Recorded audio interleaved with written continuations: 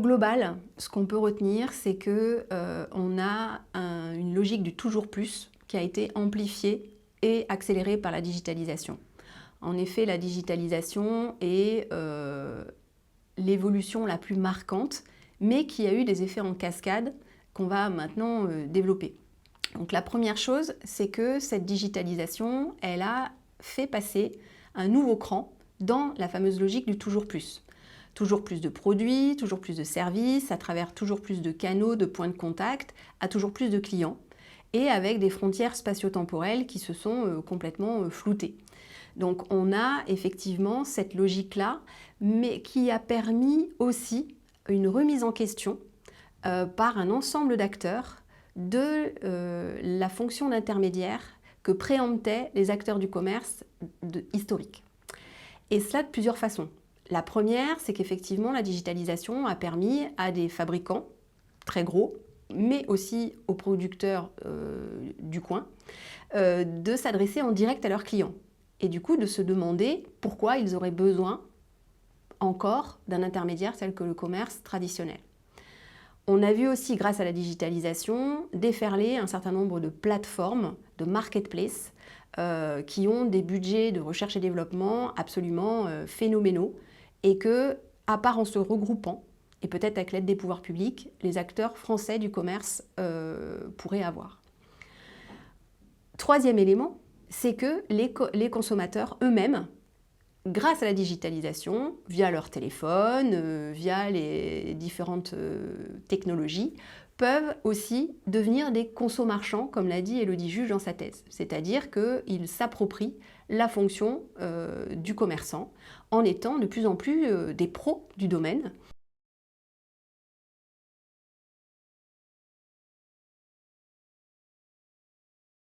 Et c'est ce qui a fait qu'aujourd'hui, les acteurs du commerce doivent réfléchir à la manière de montrer qu'ils ont des compétences particulières, peut-être aussi qu'ils ont une légitimité à réinstaller, à repositionner vis-à-vis de l'ensemble des acteurs comme étant un intermédiaire de choix et professionnel. Donc on voit qu'il y a eu une émergence de nombreux nouveaux acteurs pour être commerçants. Et donc aujourd'hui, finalement, on peut aussi se poser la question, c'est quoi être un commerçant? C'est quoi être un distributeur?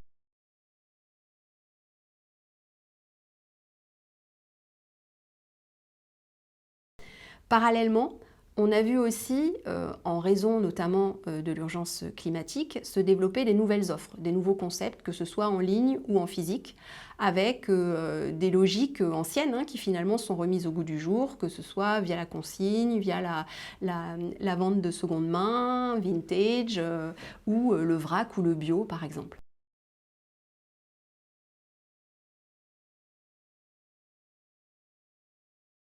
Donc on a, si on doit résumer, une fragmentation extrêmement forte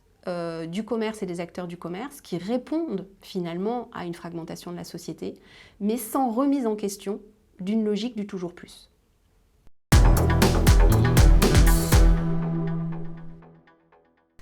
Alors c'est difficile, c'est toujours dangereux de faire de la prospective et compte tenu du contexte de permacrise dans lequel on est, avec une accélération très très forte, c'est vraiment difficile d'extrapoler. Mais ce qu'on peut voir quand même, c'est que les impératifs à la fois écologiques, sociaux, démographiques, avec un vieillissement de la population très important, qui va forcément avoir des répercussions sur le commerce, tant dans la vente que dans son recrutement aussi, fait que le commerce va devoir remettre en question son business model traditionnel qui repose justement sur le plus. On le voit déjà, un certain nombre d'acteurs ont déjà mis en place, que ce soit là encore des sites dédiés ou des rayons liés à la seconde vie, de la réparation, de la location, des choses où on va aussi livrer et installer et aider les personnes plus âgées. Mais en fin de compte, ça ne touche pas vraiment au cœur du modèle. On est sur quelque chose qui est plutôt périphérique, puisque la logique reste de faire du chiffre. Donc il va falloir réellement que pour que les acteurs du commerce actuels survivent et se développent, dans les 10 ans à venir, qu'ils passent du plus au mieux, mais pas seulement à la périphérie de leur modèle et de leur raison d'être, mais vraiment au cœur de ce modèle. Donc ça induit un changement extrêmement important et un certain nombre d'acteurs vont certainement devoir être accompagnés pour pouvoir faire cette mue. Et ce qui est intéressant aussi, c'est que pendant longtemps, on a opposé la logique écologique et la logique technologique. Et en fin de compte, ces deux évolutions, elles ont intérêt à être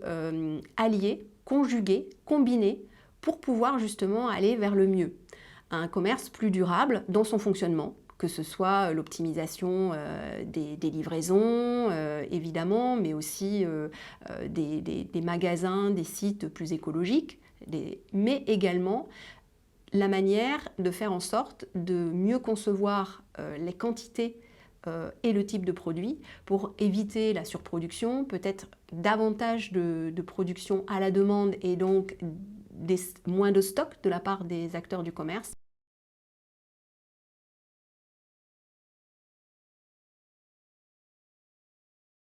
Donc voilà, tous ces éléments-là sont très importants. Donc, comme on l'avait vu, en 2022, j'avais coordonné un ouvrage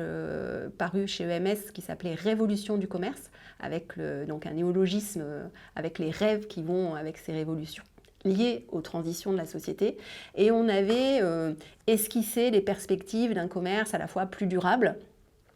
plus inclusif, que ce soit effectivement intergénérationnel, mais aussi les personnes handicapées, et également plus éthique, parce que les technologies permettent beaucoup de choses, mais il faut savoir, en termes de respect de la vie privée, mais aussi d'utilisation de l'IA, d'utilisation des nudges, les utiliser à bon escient, de manière à avoir un rôle positif dans la société. Parce que sinon, les acteurs de la société en général vont considérer,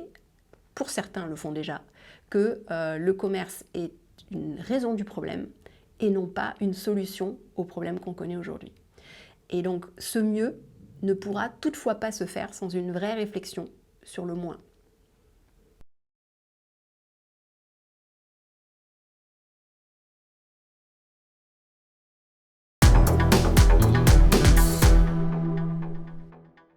Alors, finalement, les recherches que l'on mène de manière plus pointue montrent aujourd'hui que, justement, pour passer du plus au mieux et à une sobriété plus importante à la fois du commerce et de la société, dans laquelle il est complètement imbriqué. Donc le commerce ne peut pas évoluer sans la société, mais la société ne peut pas trop évoluer sans le commerce non plus. On s'aperçoit qu'il faudrait que le commerce inscrive à la fois sa raison d'être et ses actions dans ce que Kate Raworth, avec son modèle du donut, explique en étant une zone sûre pour un développement inclusif et durable. Et donc ça permet, dans ce fameux donut, tout le monde se représente ce fameux beignet avec un trou au milieu, c'est-à-dire qu'on a le tour, l'extérieur, qui est le plafond qu'il ne faut pas dépasser, donc les limites planétaires, et le tour intérieur qui, lui, est le plafond social, pour que toutes les personnes, tous les citoyens, et pas que les clients d'un tel ou tel type de commerce, mais vraiment l'ensemble des citoyens, puissent avoir ces besoins fondamentaux satisfaits en termes d'accès à la nourriture, d'accès à l'eau, d'accès à la santé, mais aussi d'accès à l'emploi et à l'éducation. Et donc dans cette zone, si le commerce arrive, et il y arrivera certainement pas tout seul, mais avec l'ensemble des parties prenantes, à la fois les citoyens, les pouvoirs publics, ses fournisseurs qui sont aussi aujourd'hui ses clients de matières premières quand il fait de la logistique inversée, ses consommateurs qui sont à la fois ses clients, mais aussi ses fournisseurs de produits de seconde main, et tout revoir cet écosystème de manière à ce qu'on parvienne à un commerce qu'on appelle, et qu'en recherche on commence à parler d'un commerce régénératif. Parce que non seulement il ne fait plus de mal, entre guillemets, mais en plus il va réparer un certain nombre de choses. Ça peut être réparer le lien social, ça peut être réparer un certain nombre d'écosystèmes, de territoires. Et ça suppose que l'humain soit au centre, à la fois pour lui vendre ou lui racheter des produits et des services, mais aussi l'humain en tant que collaborateur. Et donc ça appelle des nouveaux métiers, des nouvelles compétences et donc des nouvelles formations.